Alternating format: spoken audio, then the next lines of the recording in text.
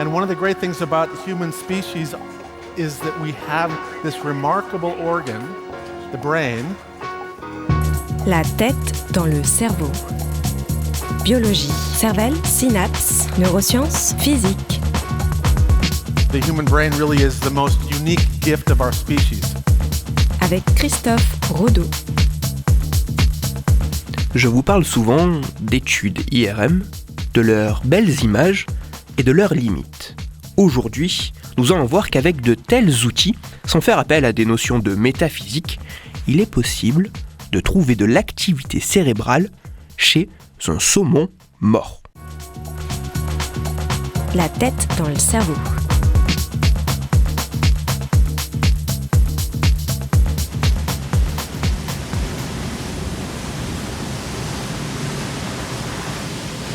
Le saumon de l'Atlantique est une espèce de poisson appartenant à la famille des salmonidés.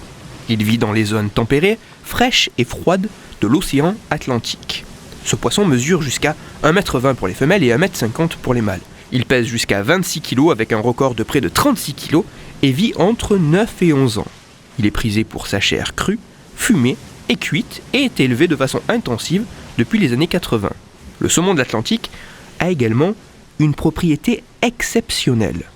Même après sa mort, ce poisson a une activité cérébrale. C'est en tout cas les résultats fous d'une étude américaine datant de quelques années.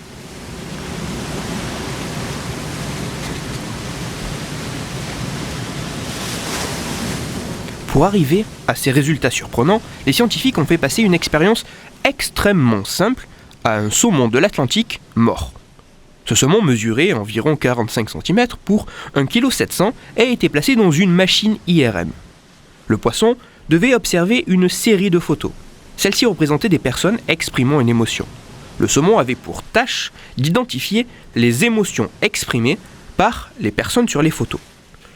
Les résultats de cette expérience montrent l'activation de certaines zones cérébrales du poisson mort.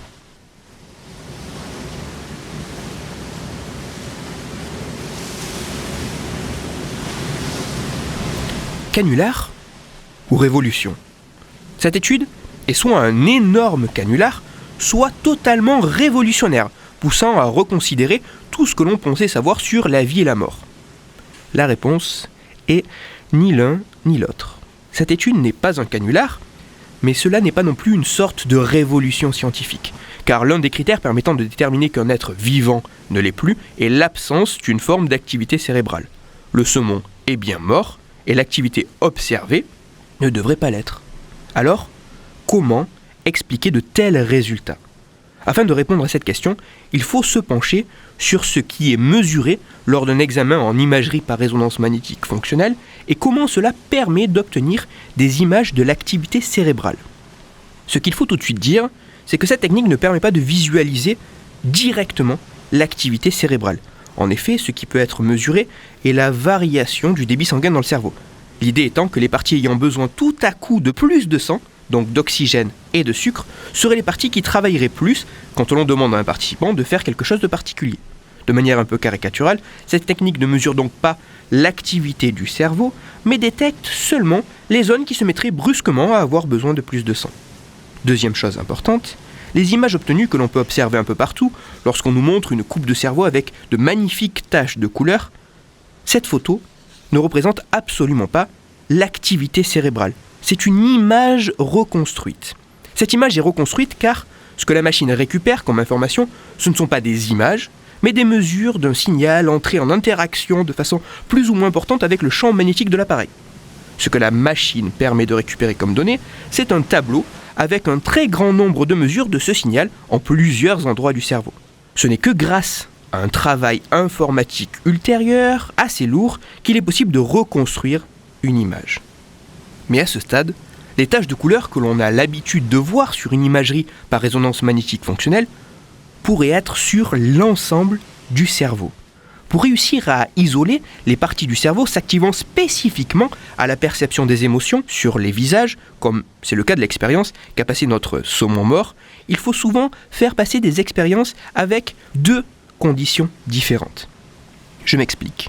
En mettant un volontaire dans une machine IRM, Pour l'exemple de l'étude sur la perception des émotions, plusieurs parties de son cerveau vont être sollicitées.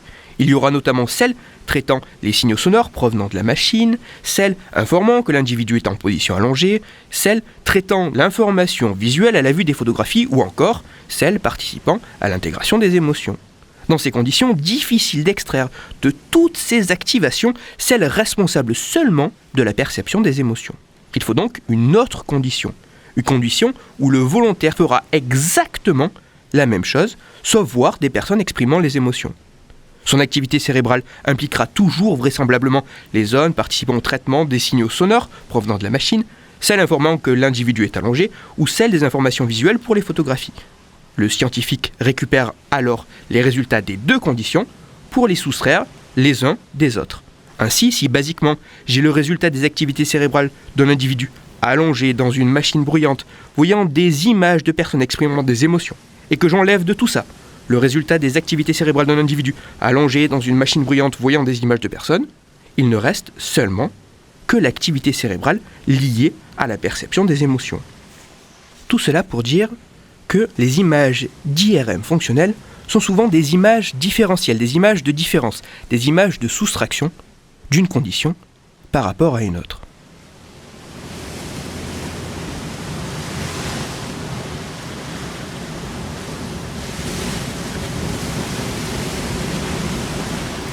Donc si je résume, l'imagerie par résonance magnétique fonctionnelle ne mesure qu'indirectement l'activité cérébrale et les images obtenues ne sont que le fruit d'une reconstruction informatique à partir de deux conditions que l'on soustrait.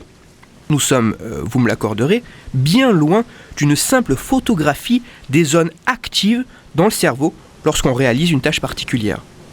Et en plus de tout ça, le signal mesuré dans la machine n'est pas très intense. Et parmi tous les signaux obtenus se cache ce que l'on appelle de faux positifs, c'est-à-dire des signaux ressemblant à ceux qui pourraient traduire une modification de l'activité cérébrale, mais issus en réalité d'un artefact de l'acquisition ou de la machine. Derrière tous les résultats issus des études en imagerie par résonance magnétique fonctionnelle, il y a donc tout un tas de calculs statistiques assez complexes qu'il est parfois très difficile à maîtriser afin de s'assurer au maximum que les résultats obtenus sont vraiment issus de l'activité cérébrale. Sans toutes ces précautions, avec une analyse légèrement incorrecte, il est ainsi possible de conclure qu'un saumon mort peut avoir une activité cérébrale. Avant de passer à un conseil lecture, je voulais apporter deux précisions sur la chronique. Premièrement, les scientifiques derrière l'étude du saumon mort n'ont jamais cru à leurs résultats. Leur but était de démontrer qu'avec une analyse légèrement incorrecte des résultats, il est possible d'obtenir des conclusions totalement folles qu'il est ici possible d'observer clairement, mais qu'il serait moins clair de voir dans des conditions moins extrêmes. Deuxième précision, si j'ai choisi un sujet un peu technique aujourd'hui, c'est pour illustrer la complexité des images obtenues par l'IRM afin de sensibiliser au fait que ce qui est obtenu est loin d'être une photographie du cerveau en activité et qu'il ne faut pas accorder un crédit illimité à ces résultats sans savoir ce qui a été fait et comment ils ont été obtenus et analysés. Toutes les références de ma chronique se retrouveront sur mon site Cerveau en argot. Et pour approfondir la chronique d'aujourd'hui, je vous renvoie vers un article qui revient sur l'étude du fameux saumon mort un peu plus en détail. L'article se nomme « À quoi peut bien penser un saumon mort ?» Il est écrit par Pierre Barthélémy et il est à retrouver sur le site lemonde.fr. Pour discuter science et cerveau, vous pouvez me retrouver sur Twitter, @Christophe_Rodo, R-O-D-O, et sur mon blog Cerveau en argot. Je vous rappelle aussi que si vous, auditeurs, vous avez des questions ou des sujets dont vous voudriez que je parle, n'hésitez pas à me le faire savoir directement sur mon compte Twitter et j'essaierai d'y répondre dans une future chronique. Christophe Rodo. La tête dans le cerveau.